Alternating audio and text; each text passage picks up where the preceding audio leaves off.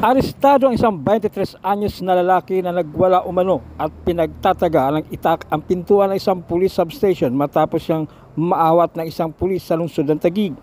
Ipinakita sa video footage na kuha ng Taguig City Police Substation 9 sa barangay Wawa ang nangyaring insidente.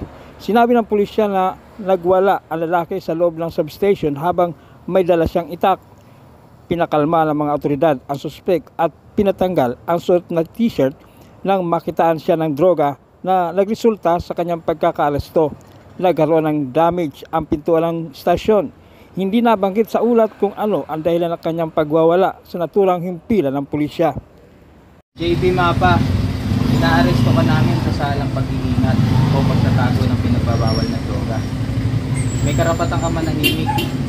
Ano man ang sabihin ay maaaring gamitin laban o paborsayo sa anumang hukuman sa Pilipinas. May karapatan ka rin gumawa ng sarili mong abogado. Kung wala kang kakayanan, bibigyan ka ng gobyerno ng isa. Naiintindihan mo ba ang iyong karapatan? Tatlong ininalang sangkot sa iligal na droga ang naaresto sa operasyon ng pulisya sa Taguig City. Sa ulat ni Police Captain Wilfredo Tanquerido, commander ng Substation 9, 1:25 na madaling araw habang nagpapatrolya ang kanyang mga tauhan sa Victoria Compound, Barangay San Miguel, Taguig City, nang matsimpuhang nagsusugal ng Caray Cruz ang mga suspek kabilang isang minor de edad. Dinakip ng mga autoridad ang mga nagsusugal na sina alias Manuel, 50 anyos, alias Romeo, 20 anyos, kapwa-residente ng Barangay Hagunoy, at 17 anyos na minor de edad, residente ng Barangay New Lower Bicutan, habang nakatakas naman ang isang alias Jan. Nakumpiska 3 barya at 470 pesos na bet money, habang nakuha naman sa mga suspek at 3 sachet ng hininalang marijuana at isang caliber 38 revolver na may kargang 2 bala. Maharap ang mga suspek sa paglabag sa RA 9165, PD 1602 o ang illegal gambling, habang si alias Romeo ay makakasuhan ng RA 10591. Arestado ang 2 lalaki sa ikinasang bypass ng mga operatiba ng Station Drug Enforcement Unit sa Barangay Santa Ana, Pateros sa bandang 11:40 ng umaga noong July 27. Kinilala ni Police Lieutenant Napoleon Tongco, hepe ng SDEO, ang naarestong suspect na sina alias Suail, 38 anyos, residente ng nasabing barangay, at alias Alfred, 25 anyos, residente ng Barangay San Juan, Cainta, Rizal.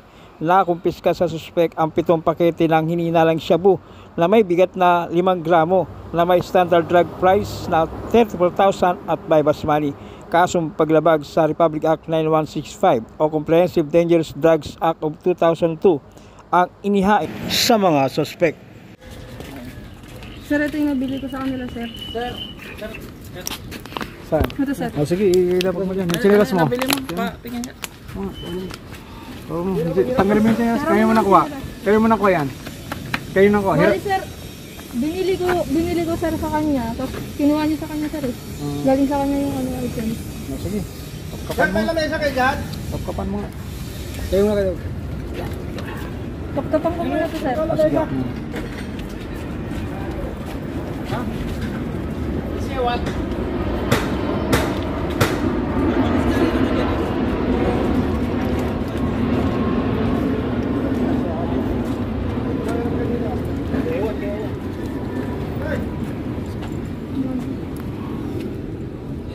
Hindi, sir. Sige. Ito may chinelas niya. Ito may chinelas, oh.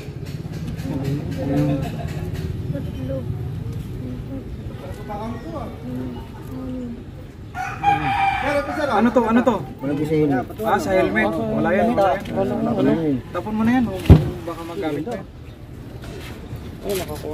Wait lang sa likod ko.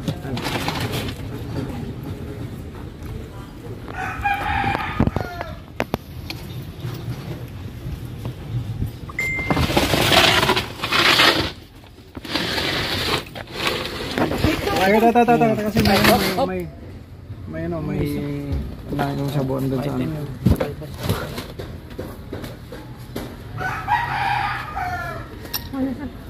Ito.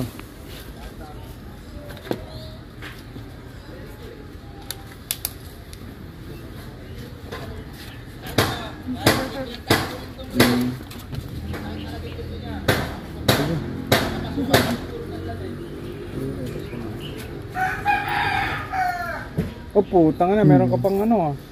Jewelry ah. Ingat. Isuot mo nga sa kanya yan. Dito ka. Oh? Wala na po. Isuot mo sa kanya. Sa'yo ba yan? O sige, sa'yo yan. Ipareceive natin sa kamag-anak mo. O, dito na lang sir, lagay ko lang dito sa gilid. Bulsa, wag nang ano, balik mo na sa kanya yan. Wala na sir. Pareceive na natin siya. Sige. Makamit kayo. Ang pangalan mo? Alfred. Oh, kayo ay aming naaresto sa salang paglabag sa RA 9165. Kayo ay may karapatang manahimik kung magsawalang kubo. Ano man ang inyong sabihin ay maaaring gamitin pabor o laban sa inyo sa anumang hukuman dito sa Pilipinas. Kayo rin ay may karapatang kumuha ng sarili niyong abogado. Kung wala kayong kakayanan, bibigyan kayo ng gobyerno ng isa. Kayo rin ay may karapatang kumuha ng doktor na inyong pinili upang magpasuri. Kung wala rin kayong kakayanan, sukunan kayo ng gobyerno ng isa. Naintindihan niyo ba ang inyong karapatan? Naintindihan mo rin? Sa naintindihan mo mo? Sige.